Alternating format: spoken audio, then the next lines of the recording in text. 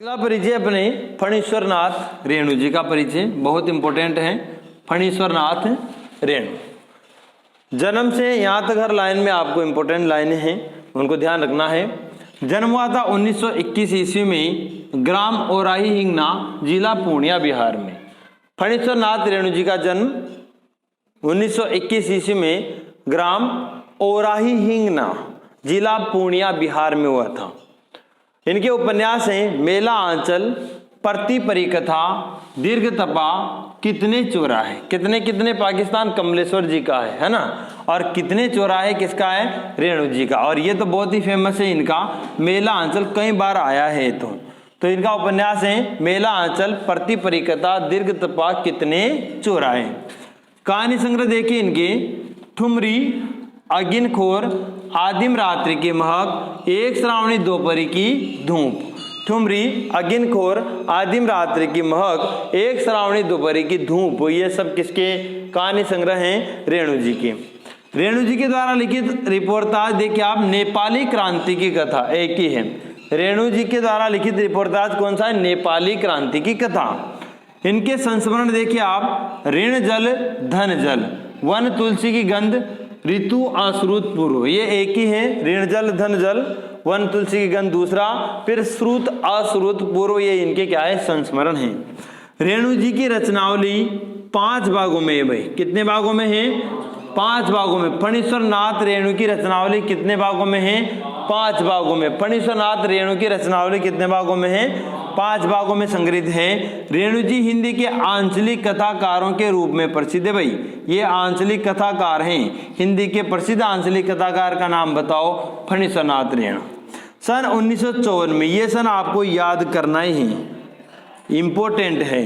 सन 1954 में प्रकाशित बहुचर्चित आंचलिक उपन्यास मेला आंचल, यानी कि मेला आंचल जो इनका प्रसिद्ध उपन्यास है, वो कब प्रकाशित हुआ था, 1954 के 1954 में प्रकाशित बहुचर्चित आंचलिक उपन्यास मेला आंचल ने हिंदी उपन्यास साहित्य को एक नई दिशा प्रदान की। नई दिशा कौन सी प्रदान की, आंचलिक उपन्यास लिखने की दिशा प्रदान की। हिंदी में आंचलिक उपन्यासों पर विचार विमर्श मेला आंचल से ही आरंभ होता है।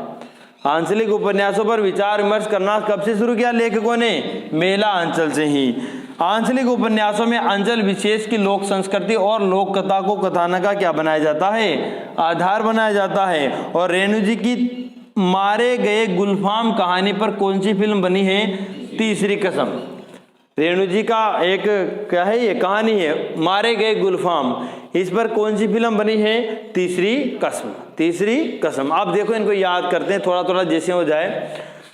रेणु कितने साल की हुई, 21 की। अब इसकी शादी कर दो। रेणु की शादी कितने साल में करेंगे, 21 साल। 21 साल से शादी की उम्र, अब तो लड़की की भी शायद 21 साल ही कर दी सरकार ने, कर दी ना। तो अब 21 साल की रेणु हो गई, अब इसकी अपने को शादी कर देनी है, ठीक है। रेणु कितने साल की हुई, 21 साल की। कहाँ हुई, ओराई हिंगना गांव, पूर्णिया जिला, बिहार में।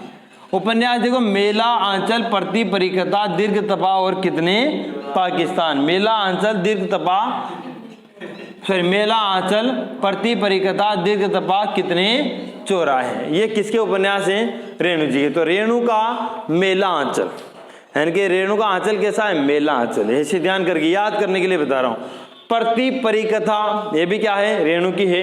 दीर्घ तपा, रेणु बहुत ज्यादा तप गई, लंबे समय से तपती आ रही, अब 21 साल क्योंकि अब तो ब्याह कर ही दो।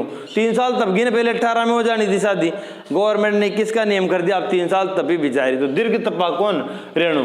और कितने चौराहे, बहुत सारे चौराहे, रेणु को समझ में नहीं आ रहा कितने चौराहे।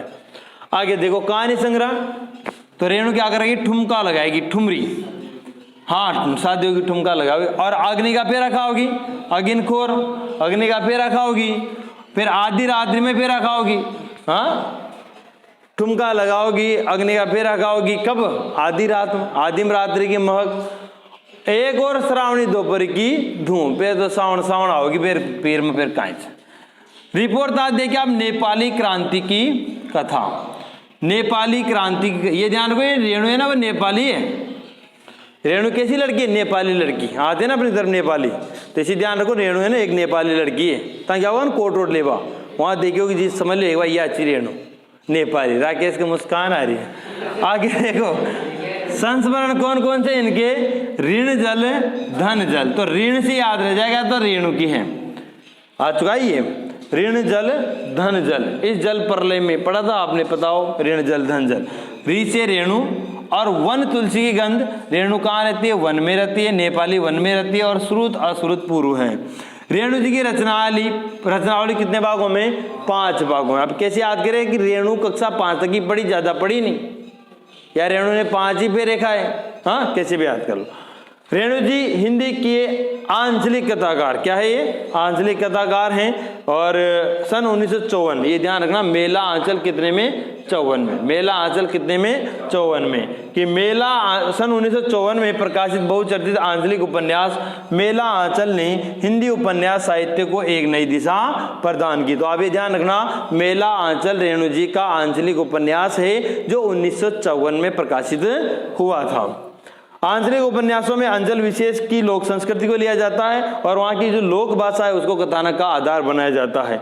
रेणु जी की मारे गए गुलफाम कहानी पर कौन सी फिल्म बनी? तीसरी कसम। कौन सी फिल्म बनी? तीसरी कसम। ठीक है, ये अपने रेणु जी का परिचय कंप्लीट हो गया। बाकी कल पढ़ते हैं।